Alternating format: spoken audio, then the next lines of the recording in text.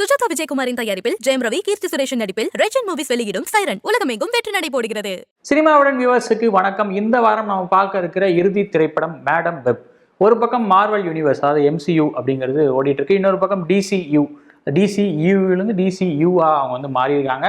நிறைய மாற்றங்கள் அங்கேயும் நிகழ்ந்துட்டு இருக்கு. இந்த பக்கம் மார்வல் MCU யூனிவர்ஸ் திரும்ப அந்த கலரை மீட் எடுக்கிறதுக்கு போராடிட்டு இருக்காங்க. இன்னொரு பக்கம் சோனி தன்னுடைய ஸ்பைடர்வர்ஸையும் பில்ட் பண்ணிட்டு இருக்காங்க. ஆல்ரெடி 3 படங்கள் வந்து வெளியாயிடுச்சு சோனி ஸ்பைடர்வர்ஸில். ஒன்று வெனம், இன்னொன்று அந்த வெனமோட செகண்ட் பார்ட்டான let's there be carnage, and 3ஆவதாக மாபியஸும் வெளியாயிருச்சு. இப்போ அதை தொடர்ந்து 4வது படமாக இந்த மேடம் வெப் அப்படிங்கிறது ரிலீஸ் ஆயிருக்கு. சோனி ஸ்பைடர்வர்ஸோட ஒரு அங்கம் அப்படிங்கிறது இது மூலமாக தெரிஞ்சுக்கலாம். ஸோ இந்த படம் எப்படி இருந்துச்சு, அண்ட் முக்கியமாக மார்வல் படங்களோட அந்த எக்ஸ்பெக்டேஷனை இது பூர்த்தி செய்தா, இதெல்லாம் தாண்டி ஸ்பைடர்மேன், அதாவது ஸ்பைடர்வர்ஸ் சம்மந்தப்பட்ட படம் அப்படிங்கிறதும் ஒரு தனி எக்ஸ்பெக்டேஷனை பில்ட் பண்ணியிருந்துச்சு. ஸோ இதெல்லாம் இந்த படம் பூர்த்தி செய்தா இல்லையா அப்படிங்கிற இந்த ரிவ்யூவில் பார்க்கலாம். வாங்க ரிவ்யூக்குள்ளே போகலாம். மேடம் வெப் படத்தோட ஒன்லைன் என்ன அப்படின்னு பார்த்தா, டக்கோட்டா ஜான்சன் கதையின் நாயகியா கேசண்ட்ரா வெப் அப்படிங்கிற கேரக்டர் வராங்க. அவங்க இப்போ ஒரு பேராமெடிக்காக இருக்காங்க. விபத்தில் மாற்றவங்களை போய் ஹெல்ப் பண்ணுறது, காப்பாற்றுறது, ஹாஸ்பிட்டல் சேர்த்துறது அப்படிங்கிற மாதிரியான ஒரு ஒர்க்கு. அப்போ இவங்களே ஒரு விபத்தில் வந்து மாட்டிக்கிறாங்க. அந்த விபத்துக்கு அப்புறம் அவங்களுக்குள்ள இருக்கிற ஒரு ஸ்பெஷல் பவர் பற்றி அவங்களுக்கு தெரிய வருது. அதாவது குறிப்பிட்ட கால அளவுக்கு ஃபியூச்சரில் என்ன நடக்க போகுது அப்படிங்கிறத தெரிஞ்சுக்கிற சக்தி வந்து இவங்களுக்கு வந்துடுது. ஸோ அந்த சக்தியை எப்படி யூஸ் பண்ணுறது, இது உண்மையா பொய்யா அப்படிங்கிற குழப்பத்தில் இருக்கும் போதே ஒரு 3 டீனேஜ் பெண்கள் இவரோட வாழ்க்கையில் குறுக்க வராங்க. அந்த 3 பெண்களுக்கும் ஆபத்து இருக்குது அப்படிங்கிற என்னோட சக்தி மூலமாக உணர்றாங்க. ஸோ அந்த 3 பெண்களையும் காப்பாற்ற இவர் எடுக்கும் முயற்சிகள் தான் இந்த மேடம் வெப் படத்தோட கதை. படத்தில் யாரோட பெர்ஃபார்மன்ஸ்லாம் சிறப்பாக இருந்துச்சு அப்படின்னா, டக்கோட்டா ஜான்சன் ஃபர்ஸ்ட்டு அவங்களோட கேரக்டர் எழுதப்பட்ட விதமே ரொம்ப யூனிக்காக தான் இருக்குது. அதாவது இந்த மாதிரியான ஒரு கேரக்டர், அதுவும் புதுசாக பவர்ஸ்லாம் டிஸ்கவர் பண்ணி அதில் இருக்கிற குழப்பம், அது உண்மையா பொய்யா அப்படிங்கிற அந்த குழப்பத்தை வெளிப்படுத்துகிற இடம். அண்ட் தன்னோட எக்ஸிஸ்டென்ஷியல் கிரைசிஸ், தான் இப்படி ஒரு வாழ்க்கை வாழ்ந்துட்டு இருக்கோம், அம்மா இல்லை அப்பா இல்லை, தனியாக வாழ்ந்துட்டு இருக்கோம் அப்படிங்கிற அந்த ஒரு எக்ஸிஸ்டென்ஷியல் கிரைசிஸ், அண்ட் அவங்களுக்கு கூட இருக்கிற ஒர்க் கலீக்ஸ், இந்த மாதிரியான விஷயங்கள் எல்லாத்தையுமே ரொம்ப டீட்டெயில்டாகவே காட்டியிருக்காங்க. அவங்களோட என்ன ஓட்டங்களையும் நம்மளால் புரிஞ்சுக்க முடியுது. அந்தளவுக்கு ஒரு சிறப்பான நடிப்பை டக்கோட்டா ஜான்சன் வெளிப்படுத்தியிருக்காங்க அப்படின்னு சொல்லலாம். அடுத்ததான் 3 டீனேஜ் பெண்கள் படத்தில் முக்கியமான கேரக்டர்ஸ். ஒன்று Sydney Sweeney, Celeste O'Connor and Isabela Merced. இவங்க 3 பேருமே அவங்களோட பாத்திரங்களே வித்தியாசமாக தான் எழுதப்பட்டிருக்கு. 3 பேரும் ஒரே மாதிரி இல்லாமல் வெவ்வேறு பின்புலத்துலேருந்து வந்தவங்க, வெவ்வேறு வாழ்க்கை முறையில் இருக்கிறவங்க.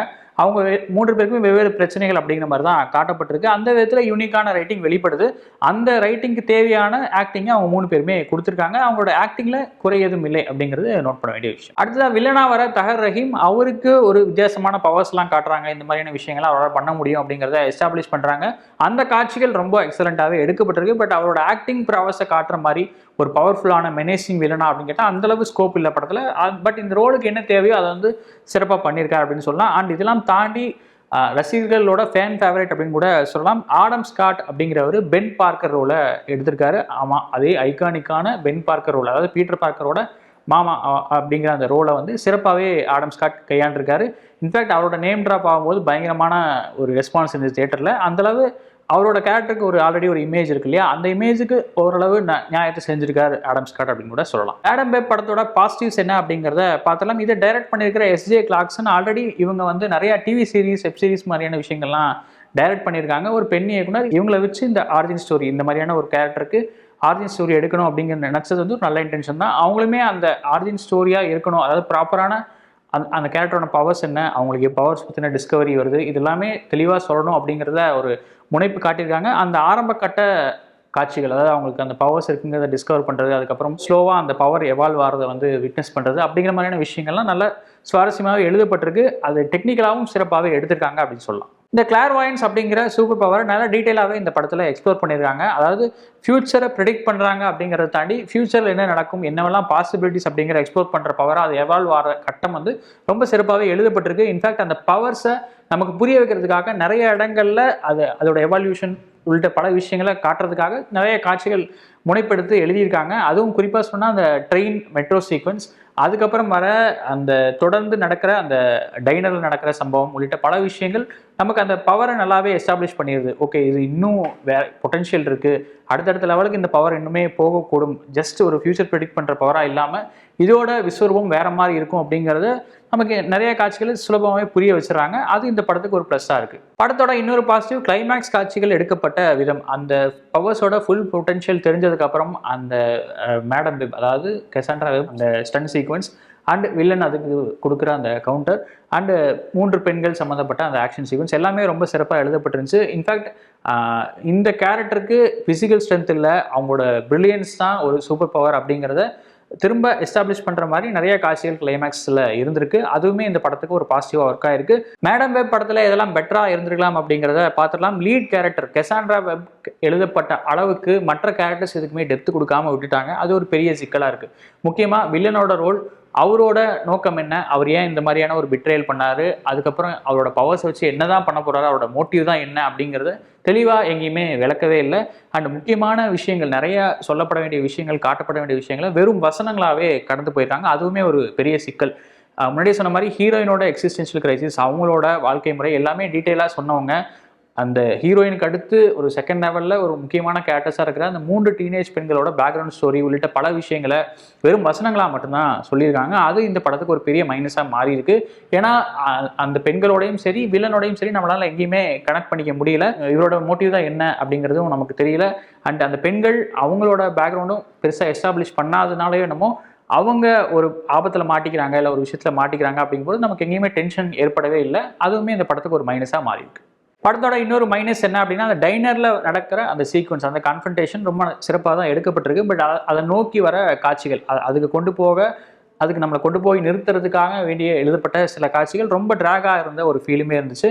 அந்த சேஸ் சீக்வன்ஸ் திரும்ப ஒரு இடத்துக்கு போயிட்டு வர்றது, அண்டு இவங்க ஹீரோயின் திரும்ப ஒரே வேலையை ரிப்பீட்டடாக செய்கிறது உள்ளிட்ட பல விஷயங்களை இன்னும் கொஞ்சம் ட்ரிம் பண்ணியிருக்கலாமோ, கொஞ்சம் எங்கேஜிங்காக கொண்டு போயிருக்கலாமோ அப்படிங்கிற ஒரு ஃபீல் ஆச்சு. ஏன்னா அந்த சீக்வன்ஸ் மட்டும் ரொம்ப லென்த்தியாக, இந்த படத்துலயே அந்த அளவுக்கு லென்த்தியான சீக்வன்ஸ் இல்லை அப்படின்னு கூட சொல்லலாம். அந்த அளவுக்கு ரொம்ப டைம் எடுத்துக்கிட்டாங்க அந்த சீனை செட்டப் பண்றதுக்கு அப்படின்னு கூட சொல்லலாம். அடுத்ததாக படத்துல இருந்த இன்னொரு டிராபேக் எனக்கு பர்சனலாக ஃபீலான விஷயம், அதாவது இது வந்து ரைட்ஸ் பிரச்சனையா என்ன அப்படிங்கிறது தெரியல. ஏன் அப்படின்னா, பீட்டர் பார்க்கர் சம்மந்தப்பட்ட கேரக்டர்ஸ் எல்லாத்துலேயுமே படத்தில் யூஸ் பண்ணிட்டாங்க. பென் பார்க்கர்லேருந்து நிறைய விஷயங்கள், இன்ஃபேக்ட் பீட்டர் பார்க்கரோட அம்மா கேரக்டர் கூட வந்துட்டு போகிறாங்க.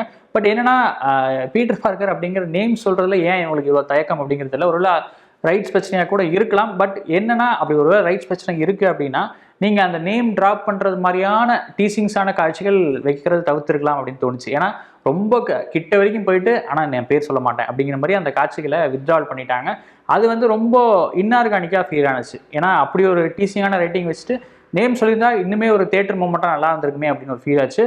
அது ஒரு சின்ன ட்ராபேக்காக எனக்கு பர்சனலாக ஃபீல் ஆச்சு. படத்தோட இன்னொரு பெரிய மைனஸ் என்ன அப்படின்னா, இந்த கிளார்வாயன்ஸ் அப்படிங்கிற அந்த பவர் எஸ்டாப்ளிஷ் பண்ண விடவும் பாசிட்டிவாக இருக்கு இல்லையா. பட் அதை தாண்டி படத்தில் வர ஹீரோயினோட பின்புலம், ஹீரோயினோட அம்மாவோட கதை, அண்டு இந்த 3 பெண்கள், அந்த 3 பெண்களுக்கு நடக்கிற அந்த சேசிங் காட்சிகள், வில்லனோட கதை எல்லாமே ரொம்ப டெம்ப்ளேட்டான ஒரு சூப்பர் ஹீரோ படத்தில் தான் இருக்கிற மாதிரி தான் இருக்குது. அதாவது நீங்கள் இதுக்கு முன்னாடி ஒரு 30-40 சூப்பர் ஹீரோ வந்த படம் எல்லாமே பார்த்துருந்தீங்க அப்படின்னா அடுத்து என்ன சீன் நடக்க போகுது, அடுத்து என்ன நடக்க போகுது அப்படிங்கிறத ஈஸியாக கெஸ் பண்ணிடலாம். அண்ட் இது அந்த படமாக இருக்கே, அது இந்த படமாக இருக்கே அப்படிங்கிற ஃபீல் கூட நமக்கு வந்துட்டே இருக்கும்.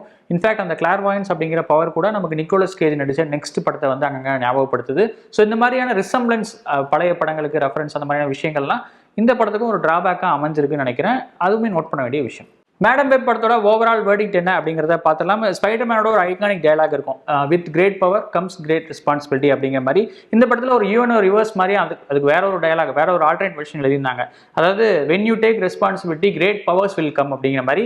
அதையே இந்த படத்துக்கு நம்ம ஒரு அட்வைஸாக கூட சொல்லிக்கலாம். அதாவது இந்த மாதிரி அந்த பவர்ஸ் எஸ்டாப்ளிஷ் பண்ணுறதுக்கும் அந்த ஒரு ஆரிஜின் ஸ்டோரியாக சொல்கிறதுக்கும் நிறைய சிரத்தை எடுத்தவங்க, அந்த கேரக்டர்ஸோட பின்புலம், அந்த ஸ்டோரி எழுதப்பட்ட விதம், அந்த மாதிரியான விஷயங்களுக்கும் கொஞ்சம் மெனக்கெடல் கொடுத்துருந்தா இந்த அதாவது இந்த படத்தோட பவரை நம்ம ஃபுல்லாகவே எம்ப்ரேஸ் பண்ணியிருப்போம்னு நினைக்கிறேன். பட் இப்போ பார்க்கும்போது ஒரு ஆவரேஜான ஒரு ஆரிஜின் ஸ்டோரியாக தான் இது நிற்குது. ஃப்யூச்சரில் இந்த கேரக்டர்ஸ்லாம் யூஸ் பண்ணப்படுறாங்க அப்படின்னா இன்னுமே ஒரு பெட்டர் ரேட்டிங்கில் அதை கொண்டு போவாங்க அப்படிங்கிறத நம்ம நம்பலாம்.